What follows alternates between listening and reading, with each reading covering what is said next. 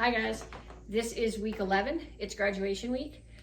This is just an extra little pop-up video. We're going to be working on Chilsung Eero, number 2, 7 stars and 7 spiritual ways, stage 2. So it's called 7 stars and 7 spiritual ways. There are 7. I know 6 of them. Through 5, they get much longer.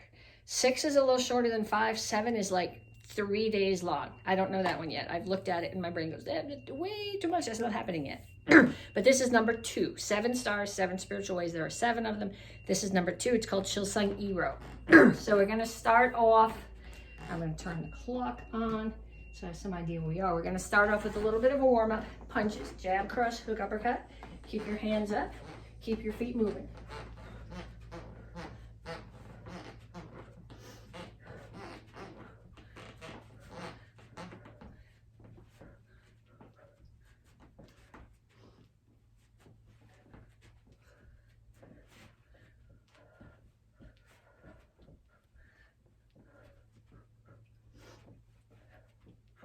Okay, we're gonna do some squats. So the first set I'm gonna do is gonna be knees out. So my feet are out at about 45 degrees. My butt's tucked under. My weight is still on my heels. Okay, I actually lift my toes off the floor. Not if I'm holding weights, but when I'm doing them body weight squats, I lift my toes off the floor. That forces me to think about keeping the weight on my heels. If you roll your weight forward, you stress your knees, which makes everything else you do much harder. And then we're going to do some knees. Okay, the way that I'm doing my knees right now, this is straight on knee, so it's called Murapchaki. A round knee is called Talyo Murapchaki. We discussed both of those in one of my regular class videos in the last couple of weeks. Other side.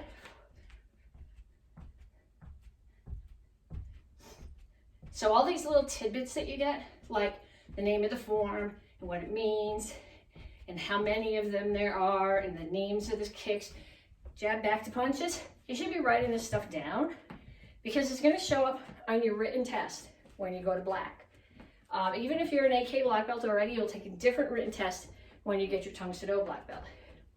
So all the information that you need, or well, most of the information that you need for the written test is it's on the webpage, in the section called student info or something like that. There's a list of terminology. There's a ton of terminology in there. Back to squats, this time toes straight forward, knees out. There's a ton of terminology in there. You're gonna be overwhelmed. That's okay, that's kind of the idea. But anything that we tell you in class is fair game, and it tends to be in that list. So write it down, save it, practice it.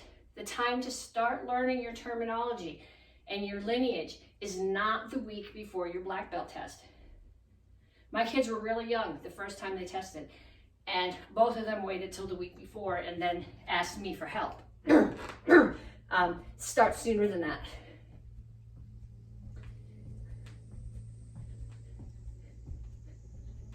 Four more seconds, and switch sides.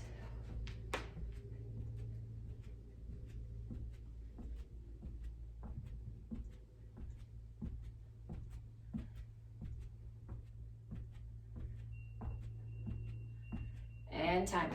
Okay, so this form, there's no kicks in this form. My daughter used to do this as her tournament form when she was like 6 or 7, and she said she really liked it because it was nice and slow and it gave her a chance to think about the next move. But it's also got some really long stances in it. You need a lot of flexibility and you need a lot of core and leg strength. So we're going to start off stretching legs. So just right now, keep your knees straight, keep your chin up, reach for the floor.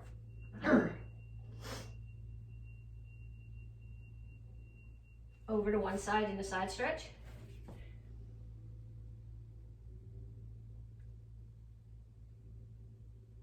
And other side.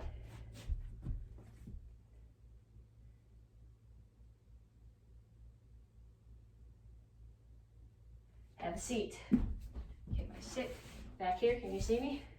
Okay, feet out, chin up, elbows toward the floor. Reach the fingers as far out as you can get them. Make sure that your chin and your toes stay up. Scoot your feet in a little bit. Try to keep your hands way down where they were. Pull your feet in, heels together. Keep your back flat. I do that by putting my hands on the floor behind me. Press your knees down.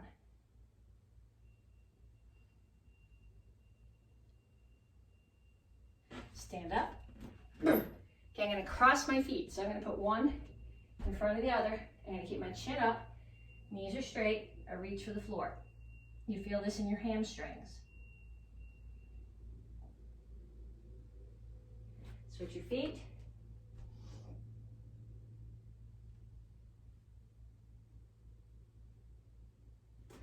And then here, grab one foot.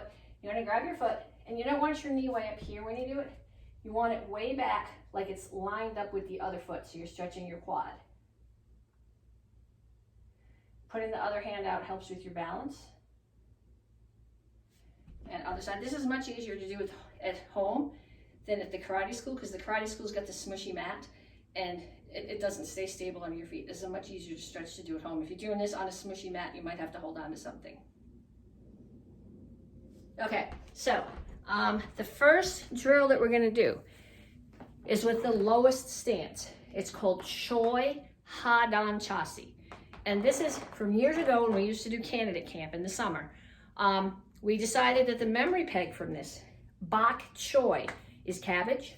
So this would be the cabbage picking stance, because you got to get way down low towards the floor in order to pick your cabbage. So Choi Ha-Dan Chasi. I know that's kind of silly, but whatever it takes to get your memory. When you do this stance, the goal is to get way down, butt close to the floor. But if you can't get your butt close to the floor, there's two things. One is you need to stretch more. Well, there's three things actually. One is you need to stretch more. Two is you need to do more exercises to build the muscles in your quads. And three is, even if you're not going low, you got to keep your back straight, because you're hitting somebody and dragging them down to the floor, or dragging their head down to your knee. And if you put your head here, now you've become the target. I'm actually going to angle the camera down a little bit, so that you can see where I'm going with this if I'm at a distance from you. Okay, so when I do Choi Ha-Dan Chasi, hold on, I think this will work better with bare feet. It will stick to the floor better. Okay, so I start in Shingle Chasi. Front knee is bent, back knee is straight. My stance is as wide as it is long. My hips are square to the front of the room. Okay, a lot of times people say, stretch out your Choi Ha-Dan Chasi. It's really how long your stance is has to do with two things. One is how long your legs are. If your center of gravity is really low, if your legs are not very long, you're not going to have as long of a stance. The other thing is, if your legs aren't flexible, if you don't have strict flexibility in your hamstring and your Achilles, you're not going to be able to get that back heel down out here, and you might have to pull it in. Okay. Alternately, you don't want to be way down here, because from here, I have to do a huge weight shift to get my foot up to be able to defend myself. Here, I'm pretty level. So your stance wants to be as big as you can and still be balanced without being stuck on your front leg. So I start off here in Shingle Chasi. All my toes, everything's facing forward. I'm going to come through Soko Rip Chasi. So I'm going to turn, this foot's going to stay where it is, because when I turn my hips now to the corner, this foot is suddenly angled out from where my hips are. This foot has to rotate so my hips are out again. Here's Soko Rip Chasi. This is my transitional stance. Then I'm going to go to Choi Ha-Dan Chasi. I'm going to drop and come all the way to the floor. Ideally, you should have the toe of the front foot up, and you should just be on your heel. I tend to keep my foot down because it gives me balance. Then I come back through Soko Rip Chasi and back to Shingle Chasi. So it's 1, 2, 3, 4. Okay, some of the teens go straight here. That's not in this form. That's in Yakro Shodan. This one's got the transition. It's Shingle Chasi, Soko Rip Chasi, Choi Ha-Dan Chasi, Soko Rip Chasi, Shingle Chasi. And then on the other side, Shingle Chasi, Soko Rip Chasi, Choi Ha-Dan Chasi, Soko Rip Chasi, Shingle Chasi. Whether you do this now during the video or you do them later, doing 10 of those, I think I can crank this back up now. Doing 10 of those on each side is a good idea. It requires, like I said, a lot of flexibility and a lot of quad strength. Work on that. Nothing worse than lining up at graduation and there's a sea of people with their butts on the floor, and you're up here. Okay, if you're injured, that's one thing, but the rest of you guys need to work on that. Okay, again, I think I'm going to angle it down again a little bit for this one because I'm going to be way down low again. Okay, there's another place in the form where we do, I guess it's a variation of Choi Hadan Chasi, but it's much narrower. At the beginning of the form, we do a strike that comes here. It chambers here, and people tend to think of it as a piang, but it's not a piang. If it was a piang block, it would start here, and it would come straight across my body, and it would hit here. This one, it's a yuk sudo. I'm striking the inside of someone's knee with this side of my hand. Okay, obviously, if you were doing this as a self-defense, it would be done much faster than this, but the form is very stylized. What you're showing in this form is control of your breathing, control of your stance, your power, your strength, your flexibility. So it starts, both hands are going to end palm up, which means they both have to start palm down. And because it's a Chilsung, the block is circular. So it's going to start here and come this way and turn and settle. So I start here. Actually, see my feet. Both palms are down. It comes out and I settle. Here's the Choi Hadan Chasi. Now the next move from this, I got to come back through here, full index and chop. Okay, so again, it starts here, comes out this way, settle, full index, and chop. It's only on that side in the form. If you want to do it on the other side, that's cool. At least 10. So if you're doing both sides, do 5 on each side. Otherwise, 10 on that one side. Those are the two physically most difficult things in this form. People look at this form and go, this is really easy because you're going so slow. But it's not. Because you're going so slow, you're forced to use your strength, and you can't just be flying through it with momentum. Okay, weight shifts. Okay, so at the very beginning of the form, I start here, and then I turn, I grab somebody at the back of the head, and I come up with a palm heel strike to their solar plexus or to their throat. Okay, so now when you're doing a block, you always come through Soko Rip, and as you set your block, which is a strike, you set your stance. So it's the same thing here. If I come here and I make my stance and then I strike, the power in the strike is only what's in my shoulder. Chances are who's ever attacking you is going to be stronger than your one shoulder. So you need to get your hips in there.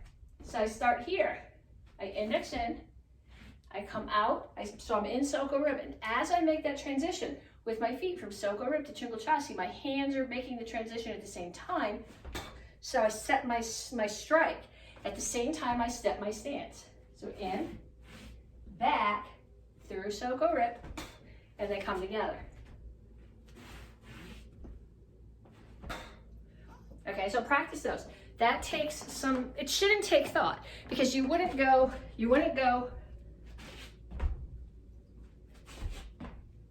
it comes together. So that's what you need to think about. The hips are what's driving the strike. 3/4 turn here. At the form, first you've done your side, you come down the eye, you're gonna do your first 3/4 turn where you come to Choi Hadan Chasi. My pet peeve here is people are starting in a horse stance. So they're thinking basic form 3 or Chilsung Eero, and they're bringing their foot in. You can't see my foot. You're bringing your foot in and you're stepping straight back. The problem with straight back is if you were going to a cat stance, that would give you a beautiful stance, but you're not. You're going to Chungul Chasi, and it needs to be wide. So I'm gonna start here in my horse stance. My left foot's gonna come in. It's not gonna go straight back. It's gonna come in. It's gonna go back to the corner so that here, I'm all the way in Chungul Chasi before I do my Choi Hadan Chasi. Okay, there's 2 places in the form that are kind of similar. The first one, I come here for my horse stance, and I'm gonna go right to the strike. So my hands are starting here in a diamond on my hip. They're coming around and they're reaching out. Later on in the form, I would be facing the other way in the form. This is at the very end.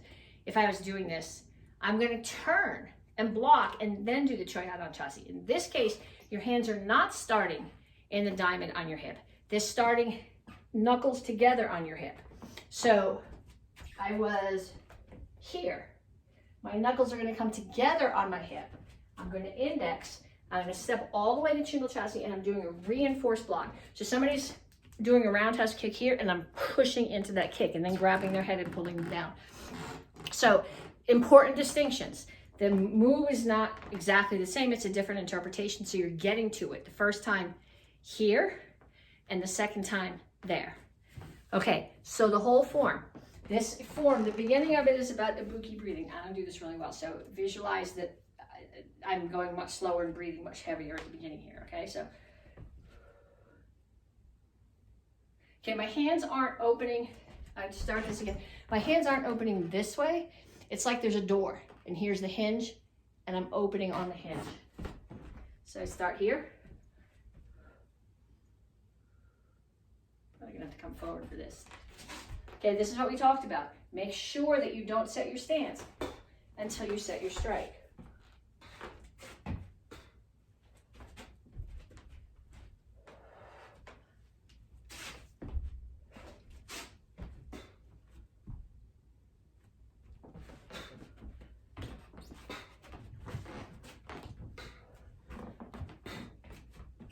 Okay, first one.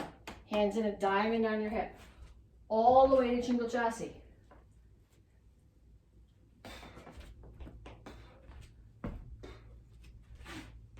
All the way to Chingle Chasi. Make sure your stance is wide enough.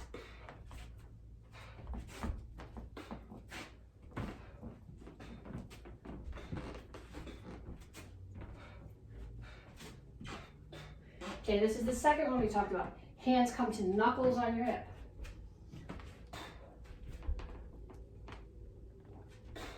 Knuckles on your hip.